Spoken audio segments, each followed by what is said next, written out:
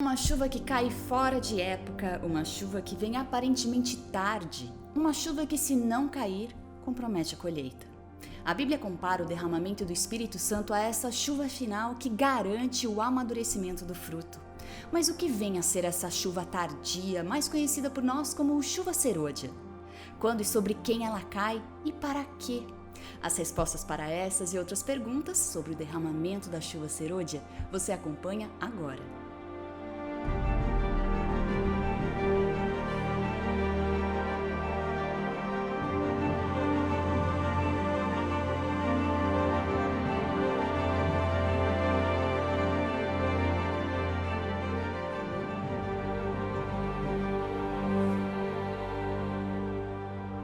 A falta de compreensão a respeito da natureza da pessoa e do trabalho do Espírito Santo provoca discussões, divergências e até dissensões que acabam rachando igrejas e comprometendo a fé de muitas pessoas.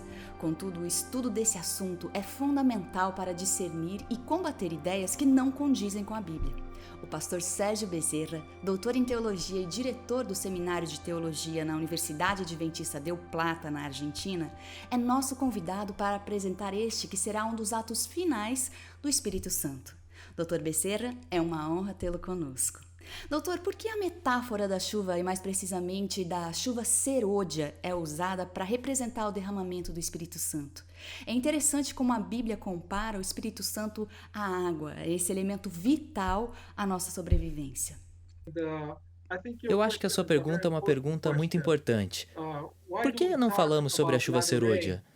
Na Bíblia, há metáforas sendo usadas com frequência, porque na metáfora é possível englobar mais ideias e conceitos. Esse é um método muito rico de comunicar várias ideias ou verdades que é usado nas Escrituras.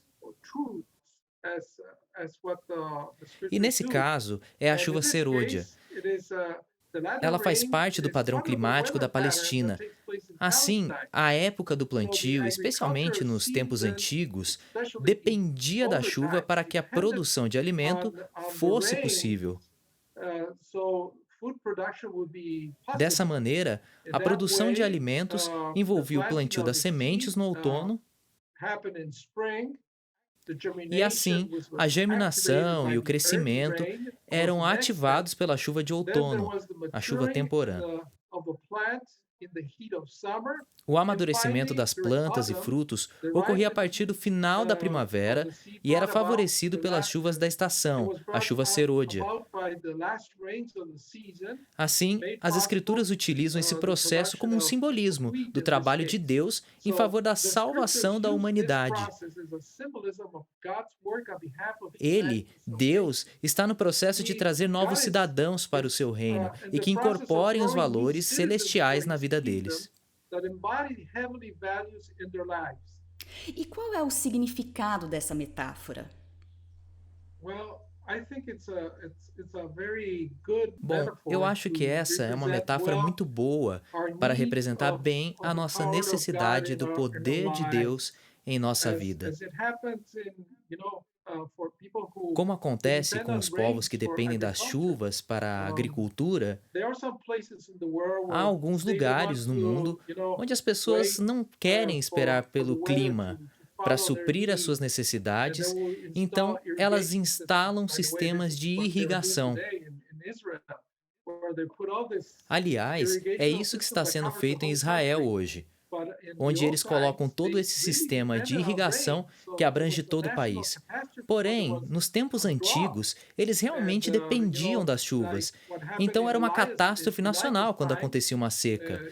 E como no tempo de Elias, o rei culpava o profeta: por sua causa não temos chuva. Mas Elias só devolvia a acusação ao rei.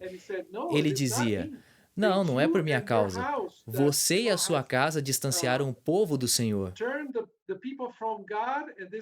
E essa é a consequência porque Deuteronômio e a lei de Moisés expressam claramente que uma das bênçãos que Deus daria ao seu povo seria a chuva necessária ao sustento, para a produção de alimento.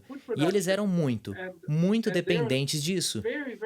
Assim, Quando o povo de Deus, os filhos de Israel, se separassem, se distanciassem de Deus e seguissem quaisquer outros deuses, uma das consequências seria a ausência da bênção das chuvas de que precisavam. E eu acho que esse é um símbolo muito, muito bom do que acontece na vida espiritual. O Espírito Santo é um dom concedido por Deus a todo crente. E no momento em que entregamos nossa vida a Deus, Ele promete que o Espírito estaria conosco e inundaria a nossa vida com sua presença, seus dons e suas bênçãos. E se, como igreja e como indivíduos, dependemos da fonte de bênçãos espirituais, não temos nada a temer quanto ao nosso crescimento, desenvolvimento ou quanto à missão da igreja. É quando não estamos em contato com Deus para receber o suprimento diário de poder espiritual que temos problemas. Segundo a Bíblia e o Espírito de Profecia, o que é essa chuva serôdia? Em poucas palavras, poderíamos dizer que a chuva serôdia representa o derramamento final do Espírito Santo na vida dos crentes que vão concluir o seu preparo para a segunda vinda de Cristo. É como um simbolismo, segundo o qual ela representa um amadurecimento final da experiência cristã que os tornará aptos para o céu. São as últimas chuvas que fazem o grão amadurecer. É aquela experiência espiritual da nossa vida que podemos dizer: finalmente estamos maduros para ir para casa, para ir para o céu. Em uma dimensão mais ampla, como igreja, ela habilita a igreja, por meio dos dons espirituais, a realizar e concluir a sua missão de pregar o Evangelho a todo o mundo. E como dissemos no início, é uma metáfora. Assim, essa metáfora é apresentada em muitos lugares na Bíblia, como quando o apóstolo Paulo explicou o anúncio e a recepção do Evangelho na vida das pessoas, de forma simples, usando o plantio da semente, seu crescimento e maturidade até que ele dê fruto. Ele diz em 1 Coríntios 3, 6 a 8, eu plantei, Apolo regou, mas Deus é quem fazia crescer. De modo que nem o que planta, nem o que rega são alguma coisa, mas unicamente Deus, que efetua o crescimento. O que planta e o rega tem um só propósito, e cada um será recompensado de acordo com o seu próprio trabalho. É interessante porque podemos perceber que há uma cooperação entre Deus e os seres humanos. Deus espera que realizemos ações, e Ele faz o que não podemos fazer sozinhos.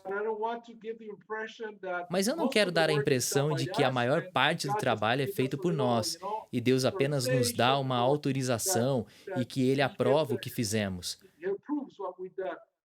Na verdade, nós estamos nos unindo ao trabalho que Deus está fazendo com a sua igreja, a nível pessoal, mas temos que nos engajar nisso.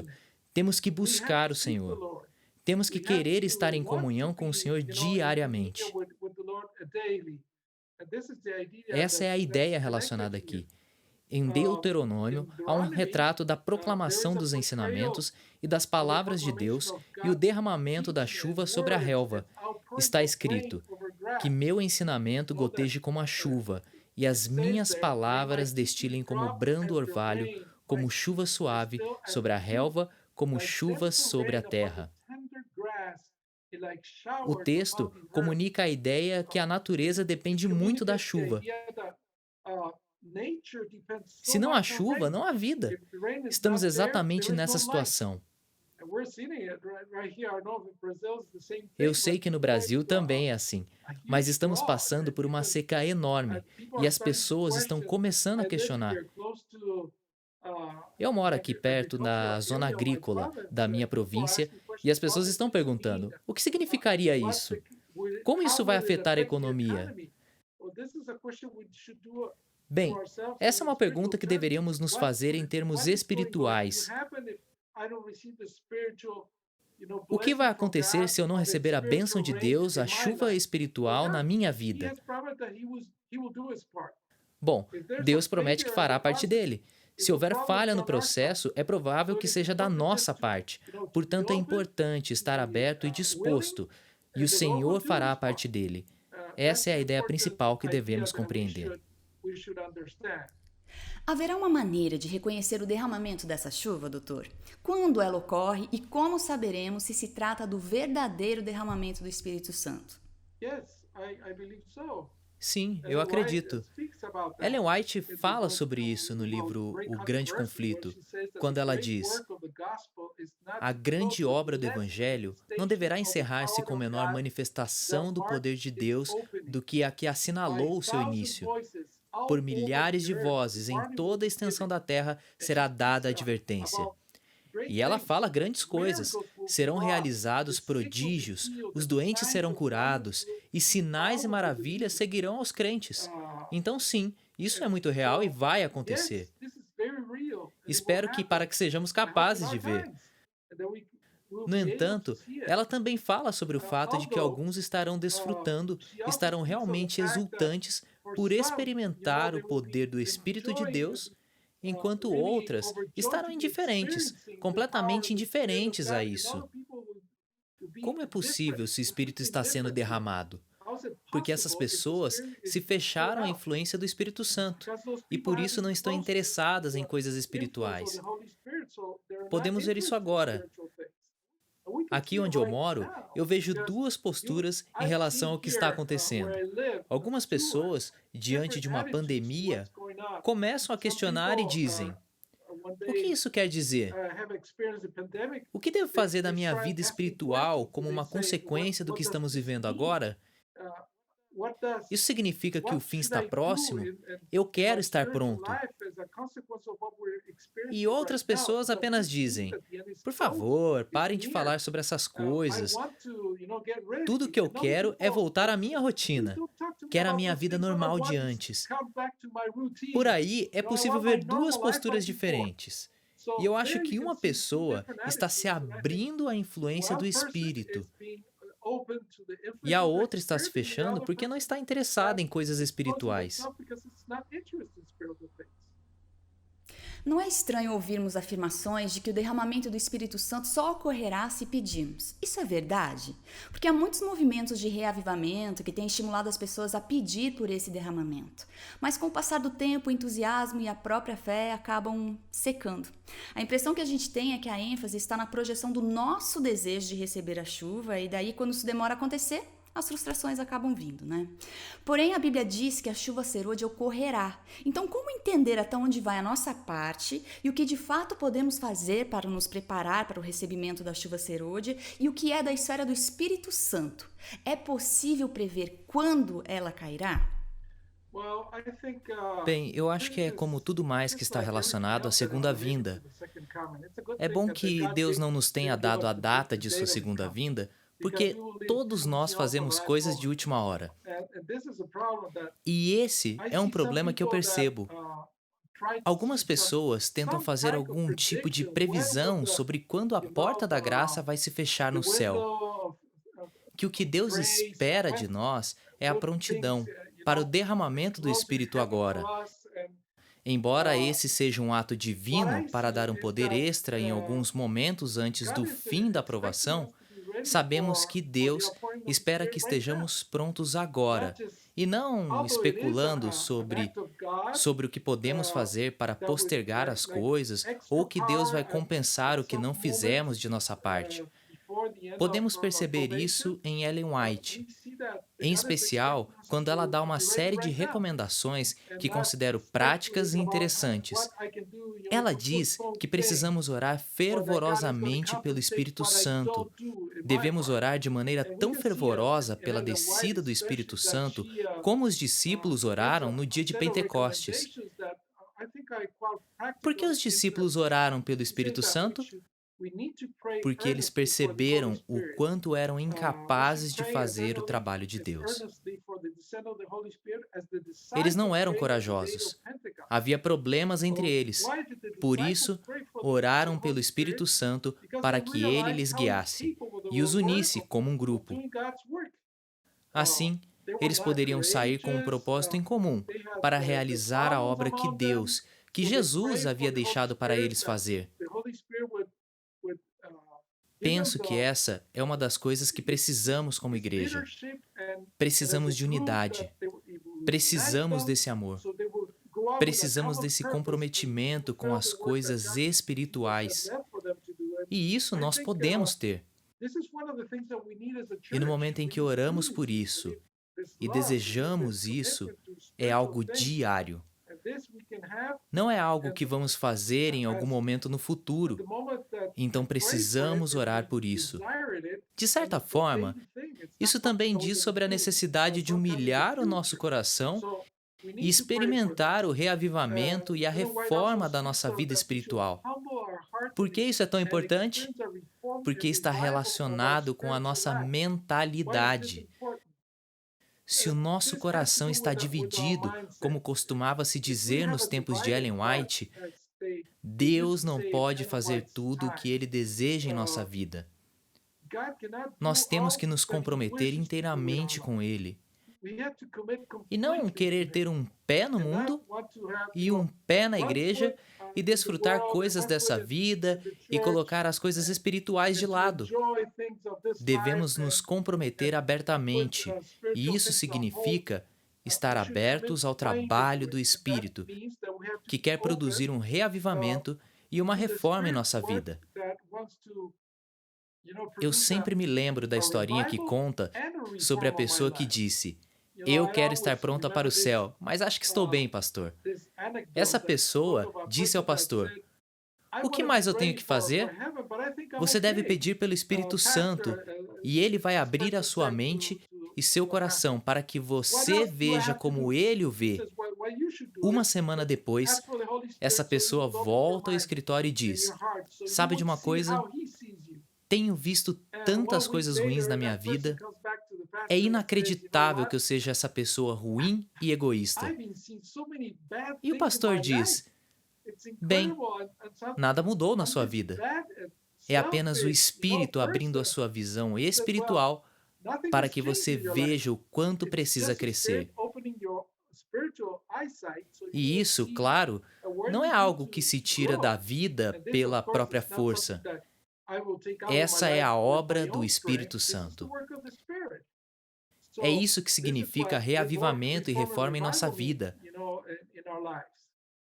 Ellen White diz que devemos amar uns aos outros.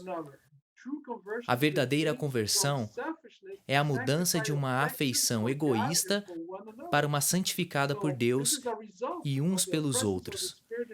Como resultado da presença do Espírito na minha vida, amo o meu semelhante, amo meu irmão e minha irmã, mesmo aqueles que eu sinto que não são tão simpáticos comigo. É algo que Deus faz por mim. Ela também diz que devemos consagrar nossa vida inteiramente ao Senhor e assim permitir que Ele faça sua vontade livremente, sem impor condições a respeito do que estamos ou não prontos a fazer por Ele. E, finalmente, devemos nos tornar obreiros ativos na causa de Cristo. Ellen White diz: "Quando as igrejas se tornarem igrejas vivas e atuantes, o Espírito Santo será concedido em resposta a seu sincero pedido. Então as janelas do céu se abrirão para as águas da chuva serôdia." Eu acho que o Espírito Santo estava com os discípulos porque eles realmente queriam isso. Eles esperaram por ele e não queriam deixar o lugar onde estavam reunidos sem o poder do Espírito. Isso é algo de que precisamos como igreja, ter o mesmo Espírito, estar tão dispostos a fazer o trabalho de Deus e esperar que o Senhor nos empodere para fazer isso.